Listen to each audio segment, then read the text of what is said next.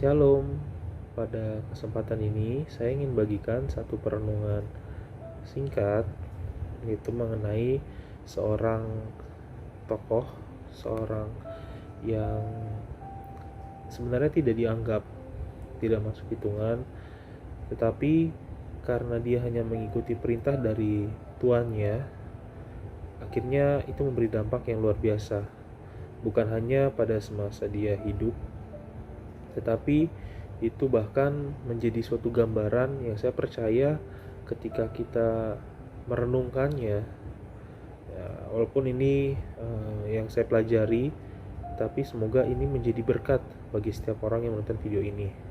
Nah, sebelumnya saya ingin mengundang semua orang yang menonton video ini untuk berdoa terlebih dahulu. Kami mengucap syukur Tuhan Yesus buat setiap anugerah-Mu. Kami akan belajar tentang kebenaran firman-Mu, Tuhan. Ajar kami ya Tuhan Yesus akan setiap kebenaran firman-Mu, biar kami semakin mengenal pribadi-Mu, dan kami percaya Roh Kudus yang akan menuntun seluruh aspek kehidupan kami. Dalam nama Tuhan Yesus, biar terang kemuliaan Tuhan dinyatakan melalui firman ini, dan sehingga kami juga yaitu melihat pribadi Kristus. Kami percaya, kami serahkan hati dan pikiran kami ke dalam tangan-Mu. Haleluya, amin. Saya undang semua yang menonton video ini, kita akan baca di dalam 2 Samuel 19 ayatnya yang ke-31 sampai yang ke-39. 2 Samuel 19 ayat 31 sampai 39. Saya akan bacakan buat setiap kita semua. 2 Samuel 19 ayat 31 sampai 39. Juga Barzilai orang Gilead itu telah datang dari Rogelim dan ikut bersama-sama raja ke sungai Yordan untuk mengantarkannya sampai di sana. Barzilai itu sudah sangat tua, 80 tahun umurnya. Ia menyediakan makanan bagi raja selama ia tinggal di Mahanaim, sebab ia seorang yang sangat kaya. Berkatalah raja kepada Barzilai, "Ikutlah aku akan memelihara engkau di tempatku di Yerusalem." Tapi Barzilai menjawab raja, "Berapa tahun lagikah aku hidup, sehingga aku harus pergi bersama-sama dengan raja ke Yerusalem? Sekarang ini aku telah berumur 80 tahun. Masakah aku masih dapat membedakan antara yang baik dan yang tidak baik? Atau masih dapatkah hamba-Mu ini merasai apa yang hamba makan, atau apa yang hamba minum? Atau masih dapatkah aku mendengarkan suara penyanyi laki-laki dan penyanyi perempuan? Apa gunanya hamba-Mu ini lagi menjadi beban bagi tuanku raja? Sepotong sejalan saja hamba-Mu ini berjalan ke seberang sungai Yordan bersama-sama dengan raja. Mengapa raja berikan ganjaran yang sedemikian kepadaku? Biarlah hamba-Mu ini pulang sehingga aku dapat mati di kotaku sendiri, dekat kubur ayahku dan ibuku. Tapi inilah hamba-Mu Kimham, ia boleh ikut dengan tuanku raja. Perbuatlah padanya apa yang tuanku pandang baik." Lalu berbicara raja, "Baiklah, Kimham ikut dengan aku. Aku akan berbuat kepadanya apa yang kau pandang baik, dan segala yang kau kehendaki daripadaku akan kulakukan untukmu." Kemudian seluruh rakyat menyeberangi sungai Yordan, juga raja menyeberang. Setelah berpamitan dengan Barzilai dengan ciuman, lalu orang ini pun pulanglah ke tempat kediamannya. Nah, di kisah ini ada seorang yang bernama Barzilai. Dia seorang yang sudah sangat tua, dan dia itu hormat kepada Daud, dan bahkan dia itu melayani Daud. Nah, Daud itu sebenarnya adalah gambaran seperti Yesus Kristus, yang adalah seorang raja. Ya, Daud ini adalah seorang raja. Nah, ketika dia mengajak Barzilai yaitu untuk ke Yerusalem, Barzilai ini menolak. Ya, kadang kita juga tanpa disadari ketika mungkin anak-anak muda, mungkin juga orang yang sudah lanjut, ketika dibilang mari pelayanan, mungkin aku berpikir, aduh aku masih muda, tidak baik untuk pelayanan, masih mungkin akan menjadi beban, aku tidak mampu melakukan ini, melakukan itu. Dan bahkan kalau yang udah tua, aduh usia udah usia segini, sudahlah orang-orang muda saja. Nah, di sini sebenarnya yang pertama yang saya ajarkan, yang saya bagikan adalah di mana Barzilai di masa tuanya dia menolak sesungguhnya. Menolak apa? Yaitu dia menolak mengikuti Daud, padahal Daud sudah mengatakan kepada dia untuk memelihara dia, yaitu untuk berbalas budi lah, untuk menyediakan segala sesuatunya di Yerusalem untuk Barzilai. Tapi Barzilai ini menolak dan dia menyadari dia hanya menjadi beban. Nah, Tuhan sebenarnya ingin kita ketahui bahwa berapapun usia kita, berapapun atau apapun yang kita miliki, sesungguhnya itu datangnya dari Tuhan. Ketika kita ketika kita melayani Tuhan dengan berapapun usia kita, sesungguhnya Tuhan nggak merasa itu menjadi beban dalam hidup, nggak merasa jadi beban buat dia. Justru dengan senang hati dia menerimanya. Bahkan ketika dia juga ketika kita mungkin belajarnya tadi nggak bisa belajar musik, nggak bisa main musik, tapi ketika kita mulai latihan main musik, Tuhan yang akan memperlengkapi semuanya. Yang ingin saya sampaikan pertama dalam video ini adalah seorang Barzilai menganggap segala sesuatu yang disediakan oleh Daud untuk mengikuti seorang raja itu menjadi beban, sehingga dia menolak. Nah, kadang kita pun ketika Tuhan sudah menyediakan segala sesuatunya, kita menolak karena kita berpikir itu menjadi beban. Saya ingin bilang kepada setiap penonton video ini, tidak. Tuhan selalu ingin dekat sama kita. Tuhan ingin kita itu bersekutu sama dia, bahkan untuk melayani dia, untuk menyerahkan hidup kita kepada dia. Dia nggak peduli berapapun usia kita, dia nggak peduli apapun yang kita miliki, talenta apapun yang kita punyai, tapi dia tetap peduli sama kita. Kemudian kedua adalah kita akan melihat seorang tokoh nama Kim Ham. Kim Ham ini ya bukan dia namanya kayak orang Korea memang, Kim dan Ham. Tapi sesungguhnya dia adalah, kalau bahasa Inggrisnya Kim Ham. Dia memiliki arti kerinduan. Nah, Kim Ham ini cuma beberapa ayat doang di dalam Alkitab, tetapi sosok Kim Ham ini adalah orang yang taat. Nah, kenapa ketika dikatakan oleh tuannya untuk pergi saja, memang hamba harus mengikuti kata-kata tuannya. Nah, Tuhan ingin kita juga menyadari bahwa apapun yang Tuhan telah siapkan, kita percaya saja. Karena kenapa? Karena Tuhan tahu yang terbaik atas hidup kita. Nah, ketika Kim Ham ini disuruh oleh Barzilai untuk mengikuti Daud, bayangin posisinya Barzilai itu adalah kayak orang kepercayaan, orang yang terdekat sama Daud, karena Daud mengajak dia, dan bahkan Daud ingin memelihara hidup Barzilai di Yerusalem. Tapi dia menukar itu semua dengan seorang Kim Ham, seorang hambanya. Sampai Daud bilang, apapun yang kau kehendaki daripadaku, kemudian akan kulakukan juga kepada si Kim Ham ini. Jadi Kim Ham ini adalah seorang hamba, tapi karena dia taat, karena dia nurut saja, dia nggak membantah apapun, akhirnya dia menerima berkat yang diterima sama sebenarnya buat Barzilai. Nah, tidak berhenti sampai situ saja sebenarnya, tapi poinnya yang dapat kita ambil pertama dari kisahnya Kim Ham ini, yaitu ketika kita sebagai orang percaya, kita taat sama Tuhan Yesus, kita percaya sama Tuhan Yesus, saya percaya bahwa apa yang kita percaya itu memberikan dampak, bukan hanya pada saat ini, tapi juga pada saat akan datang. Kenapa? Karena seperti saya tadi katakan, arti nama Kim Ham adalah kerinduan. Kim Ham adalah kerinduan. Nah, mungkin kita nggak pernah terfikir, atau mungkin baru dengar nama Kim Ham ini di dalam Alkitab.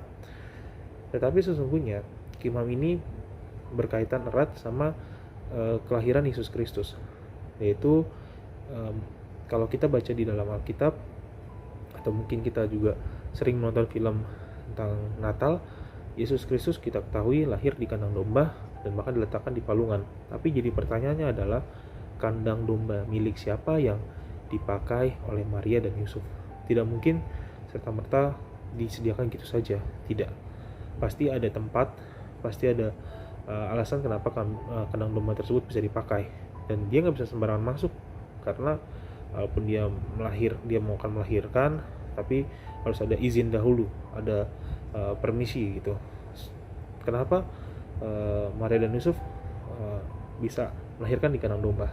Nah, kita harus tahu dulu sejarahnya, yaitu karena itu ini kita keep dulu dari kisahnya Kimham ini di 2 Samuel ini.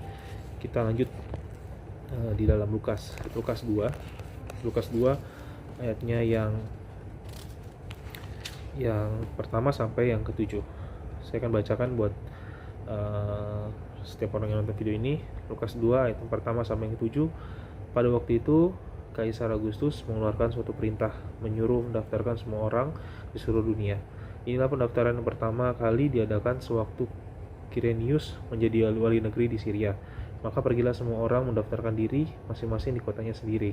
Demikian juga Yusuf pergi dari kota Nazaret di Galilea ke Yudea, kota Daud yang bernama Bethlehem, karena ia berasal dari keluarga dan keturunan Daud, supaya didaftarkan bersama-sama dengan Maria, tunangannya yang sedang mengandung. Ketika mereka di situ, tibalah waktunya Maria untuk bersalin, dan ia melahirkan seorang anak laki-laki, anaknya yang sulung, lalu dibungkusnya dengan lampin dan dibaringkannya di dalam palungan, karena tidak ada tempat bagi mereka di rumah penginapan. Nah, di sini kita menemukan di mana tidak ada tempat bagi mereka di rumah penginapan. Artinya saat itu Maria dan Yusuf mungkin saja tidak mendapat tempat penginapan, tapi ada satu tempat, yaitu kandang. Nah, tapi siapa pemiliknya? Nah, saya percaya ketika saya kenapa kaitannya sama si Kimham ini, ternyata ada hal yang menarik. Hal yang menarik apa?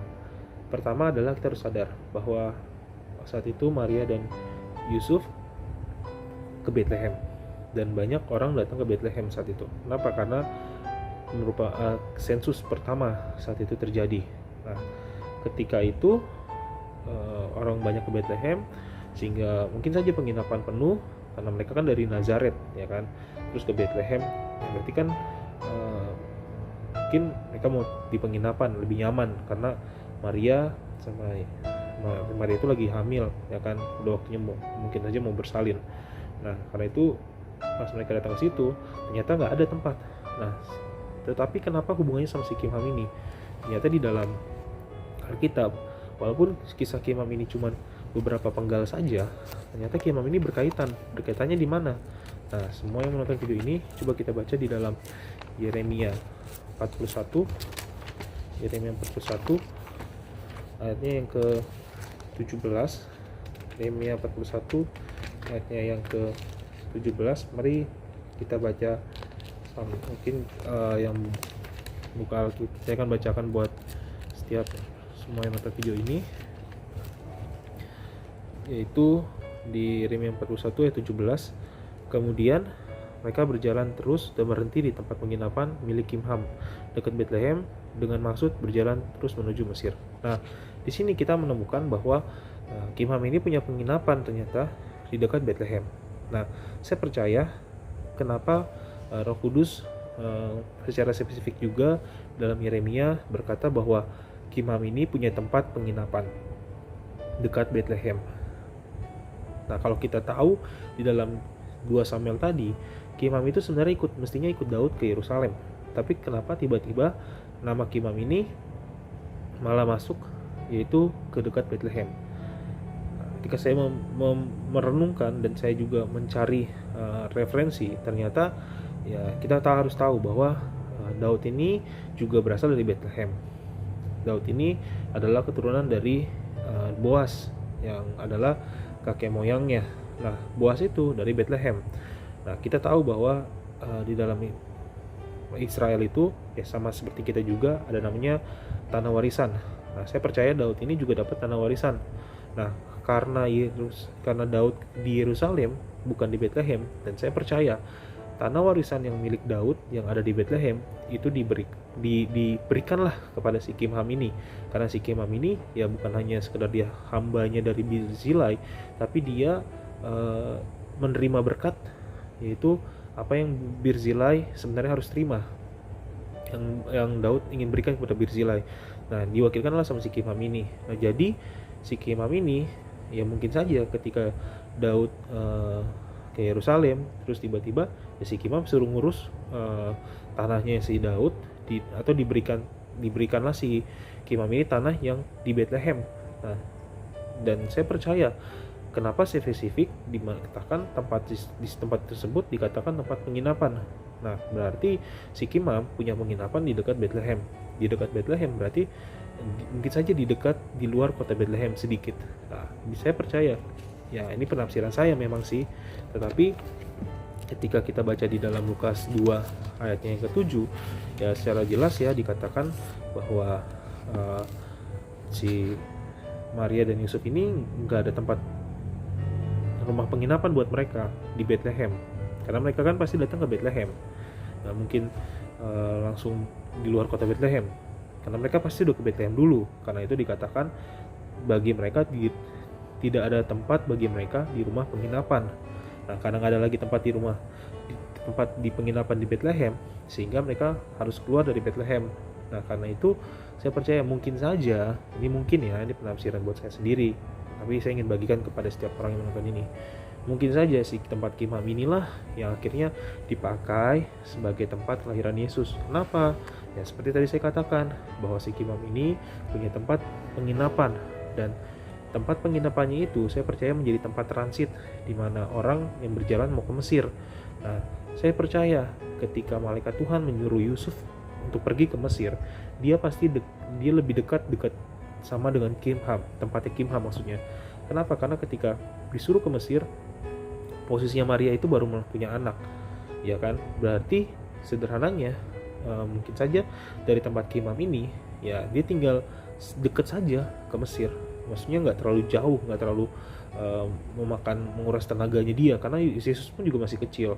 Ya saya percaya Yesus pun masih bayi. Jadi si tempat penginapan Kimham inilah yang menurut saya paling strategis menjadi tempat kelahiran Yesus, yang menjadi tempat di mana kandang tempat Yesus dilahirkan. Karena Kimham dikatakan dalam kitab Yeremia itu punya tempat penginapan, dan tempat penginapan biasanya konteksnya dalam zaman perjanjian lama. Pada saat itu pun, bahkan zamannya Yesus pun, yaitu biasanya tempat juga menaruh persinggahan hewan-hewan yang ada, ya kan? Tuannya tidur di tempat penginapan, kemudian hewannya taruh di kandang. Nah, saya percaya itu juga yang terjadi. Makanya Kimham itu punya penginapan dekat Bethlehem, arahnya mau ke Mesir. Itu secara jelas dijabarkan. Dan kemudian saya juga percaya kenapa dikatakan tempatnya Kimham, yang saya percaya, yang saya yakini, karena arti seperti tadi saya katakan, Kimham itu memiliki arti kerinduan. Nah, jadi tempat Kimham artinya tempat kerinduan. Kerinduan apa? Kerinduan di mana Allah yaitu menjanjikan, menantikan. Allah menantikan seseorang yang akan menjadi penebus buat manusia, dan manusia pun menantikan datangnya Mesias. Nah, jadi kerinduan Allah dan manusia itu bertemu di tempatnya si Kimham ini, di tempat kerinduan. Nah, jadi ketika kita membaca hal ini, kita akan menemukan di mana kelahiran Yesus sebenarnya bukan hanya di palungan saja, bukan hanya di kandang domba saja, tapi menjadi tempat kerinduan, di mana kerinduan Allah, di mana manusia untuk datang kepada Dia, yaitu kerinduan Allah untuk mengutus seseorang, untuk mengutus yang akan menjadi penebus bagi manusia, dan manusia pun menantikan datangnya Mesias, datangnya keturunan yang dijanjikan di dalam Kejadian 3:15 itu bertemu di tempat Kimham. Jadi ketika Kimham mengikuti perintah dari Barzilai, dia bukan hanya mengikuti perintah tuannya untuk mengikuti Daud, tapi itu memberi dampak kepada apa yang dia miliki, yaitu dia memiliki warisan apa yang dimiliki Daud di Bethlehem. Saya percaya dibagikan juga kepada Kimham, karena Daud itu posisinya sudah di Yerusalem, jadi tidak ada yang mengurus lagi di Bethlehem. Karena itu Yeremia secara spesifik juga membahas hal itu. Jadi inilah yang ingin saya bagikan, bahwa setiap ketaatan kita, sekalipun kita masih muda, sekalipun kita mungkin tidak dipandang, tetapi ketika kita percaya kepada Tuhan, kita mengikut saja sama Tuhan gak pernah mengecewakan kita. Jangan seperti Barzilai yang ketika dia telah melayani, tetapi dia ketika disuruh disuruh ngikut saja, menikmati kasih karunia Tuhan, menikmati anugerah Tuhan, dia merasa itu jadi beban, lebih baik tidak usah. Ketika dia diajak pelayanan, dia merasa jadi beban. Tapi belajarlah seperti Kimham,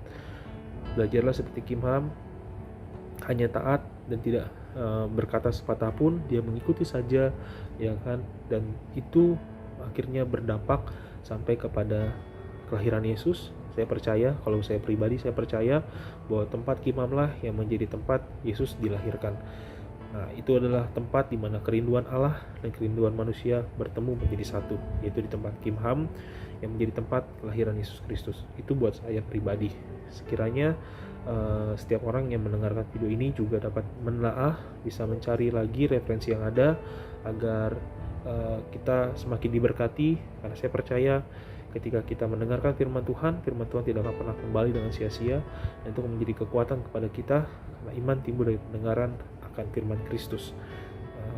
Sebelum saya mengakhiri video ini, mari kita berdoa. Terima kasih Tuhan Yesus, karena Engkau berikan kami kebenaran firman-Mu. Kami percaya Tuhan yang akan terus beracara dalam hidup kami, sehingga kami mengenal Engkau secara pribadi. Bahkan kami percaya kami bertumbuh dalam Engkau. Terima kasih Tuhan Yesus buat setiap anugerah-Mu, buat kasih-Mu dalam kehidupan kami. Haleluya, amin.